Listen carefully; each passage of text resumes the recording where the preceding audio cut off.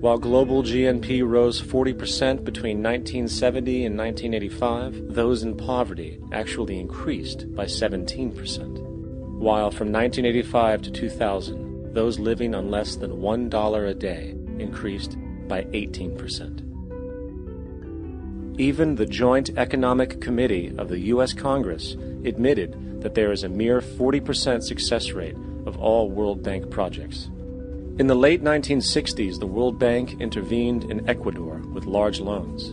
During the next 30 years, poverty grew from 50% to 70%. Under or unemployment grew from 15 to 70%. Public debt increased from $240 million to $16 billion, while the share of resources allocated to the poor went from 20% to 6%.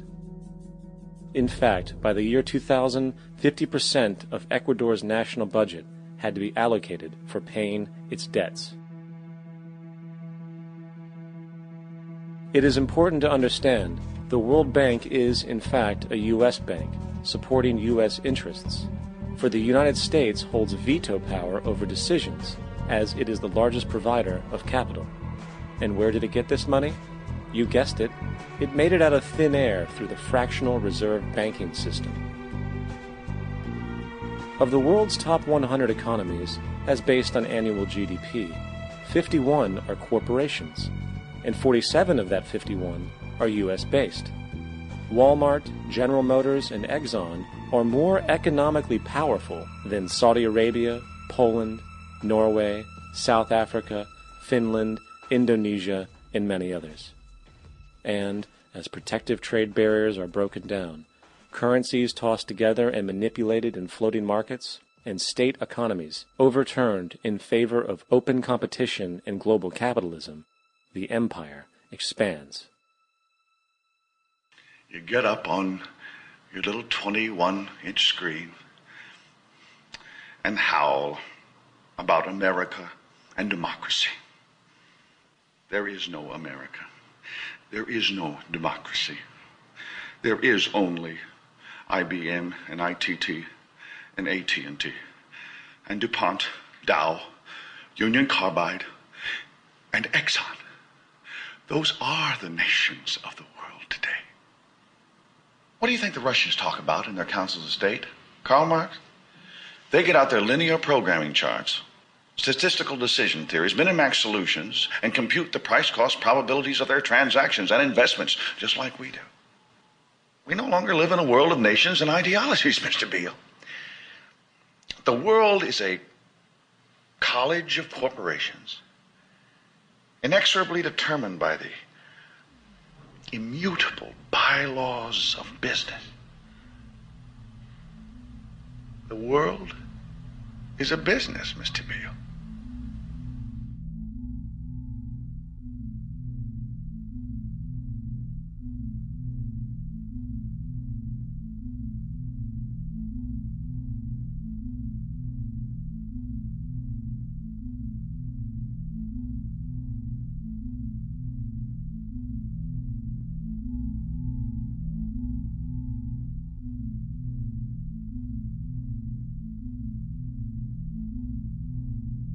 The world is being taken over by a handful of business powers who dominate the natural resources we need to live while controlling the money we need to obtain these resources.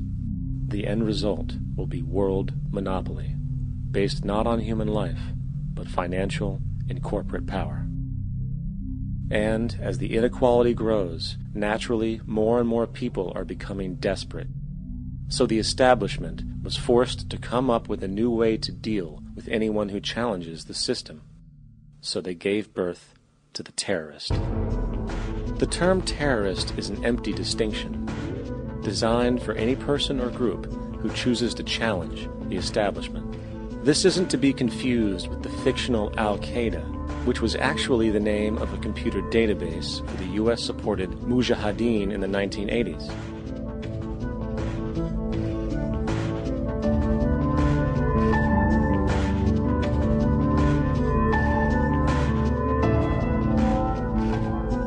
In 2007, the Department of Defense received $161.8 billion for the so-called global war on terrorism. According to the National Counterterrorism Center, in 2004, roughly 2,000 people were killed internationally due to supposed terrorist acts.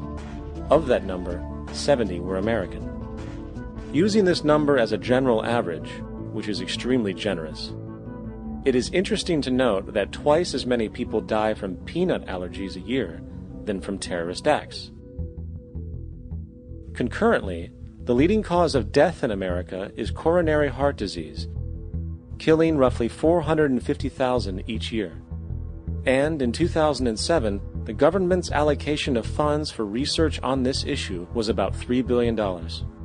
This means that the U.S. government in 2007 spent 54 times the amount for preventing terrorism than it spent for preventing a disease which kills 6,600 times more people annually than terrorism does. Yet, as the name terrorism and Al-Qaeda are arbitrarily stamped on every news report relating to any action taken against U.S. interests, the myth grows wider. In mid-2008, the U.S. Attorney General actually proposed that the U.S. Congress officially declare war against the fantasy. Not to mention, as of July 2008, there are now over 1 million people currently on the U.S. terrorist watch list. These so-called counterterrorism measures, of course, have nothing to do with social protection, and everything to do with preserving the establishment amongst the growing anti-American sentiment both domestically and internationally, which is legitimately founded on the greed-based corporate empire expansion that is exploiting the world. The true terrorists of our world do not meet at the docks at midnight or scream Allah Akbar before some violent action. The true terrorists of our world wear $5,000 suits and work in the highest positions of finance, government, and business. So, what do? How do we stop a system of greed and corruption that has so much power and momentum? How do we stop this aberrant group behavior which feels no compassion for, say, the millions slaughtered in Iraq and Afghanistan, so the corporatocracy can control energy resources and opium production for Wall Street profit?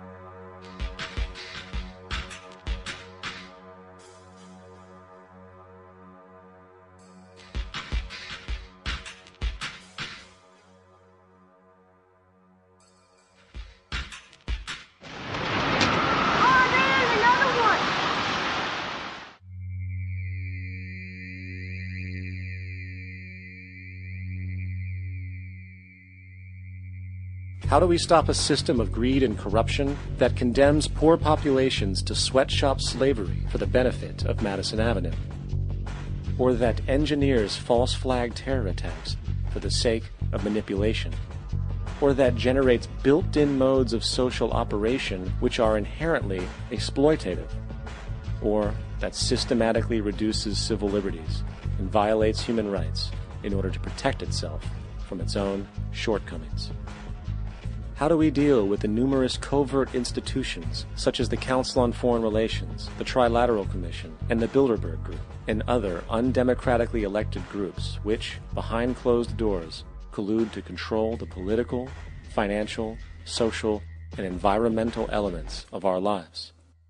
In order to find the answer, we must first find the true underlying cause.